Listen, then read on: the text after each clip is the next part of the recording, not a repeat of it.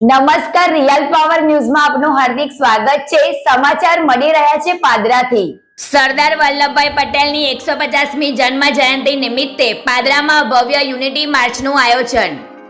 દેશના લોખંડી પુરુષ અને એકતામાં અખંડિતતાના પ્રતીક સરદાર વલ્લભભાઈ પટેલની 150મી જન્મ જયંતિ નિમિત્તે સમગ્ર દેશમાં યોજાઈ રહેલી યુનિટી માર્ચ અંતર્ગત પાદરામાં પણ ભવ્ય પદયાત્રાનું આયોજન કરવામાં આવ્યું। પાદરાના ગોવિંદપુરા વિસ્તારમાં આવેલા સરદાર પટેલની પ્રતિમા ખાતે ધારાસભ્ય ચૈતન્યસિંહ ઝાલા અને સાંસદ જસુભાઈ રાઠવા દ્વારા પુષ્પાંજલિ આપીને પદયાત્રાની શરૂઆત કરવામાં આવી। સાથે સાથે ગોવિંદપુરામાં આવેલી મહારાણા પ્રતાપની પ્રતિમાને પણ શ્રદ્ધાંજલિ અર્પાઈ હતી।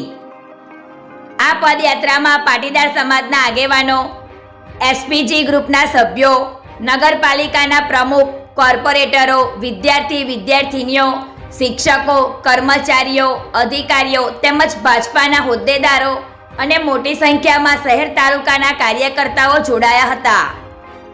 દેશવ્યાપી યુનિટી માર્ચનો મુખ્ય હેતુ લોહ પુરુષ સરદાર પટેલના વારસાનું સન્માન, તેમના મૂલ્યો, વ્યક્તિત્વ અને રાષ્ટ્ર નિર્માણમાં આપેલા યોગદાન વિશે જનજાગૃતિ લાવવાનો છે।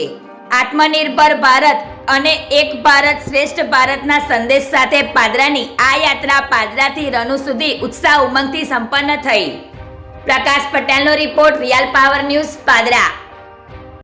લોખંડી પુરુષ, એકતા અને અખંડતાના પ્રતીક એવા શ્રી સરદાર વલ્લભભાઈ પટેલ સાહેબની 150મી જન્મ જયંતિ નિમિત્તે સમગ્ર દેશની અંદર પદયાત્રા યોજાઈ રહી છે। ત્યારે આજે આપણા પાદરા વિધાનસભામાં પણ પદયાત્રા જોડાય છે। આ પદયાત્રામાં પાદરા વિધાનસભામાં આવતા તમામ સમાજના નાગરિકો ઉત્સાહભેર જોડાય અને એકતાનું પ્રતીક પ્રદર્શિત કર્યું છે। વલ્લભભાઈ પટેલ સાહેબની 150મી જન્મ જયંતિની ઉજવણીના ભાગરૂપે આજ રોજ પાદરાથી લઈ રણુ સુધી પદયાત્રાઓ યોજવામાં આવેલી છે, જેમાં પાદરા તાલુકાના નાગરિકો મોટી સંખ્યામાં જોડાયા છે અને એકતાનો સંદેશ, ભારતીય ગૌરવનો સંદેશ એ આ પદયાત્રા દ્વારા આપવામાં આવેલો છે। ગુજરાતી સમાચારો ઘરે બેઠા નિહાળવા માટે રિયલ પાવર ન્યૂઝ ચેનલને લાઈક કરો, શેર કરો અને સબસ્ક્રાઇબ કરો।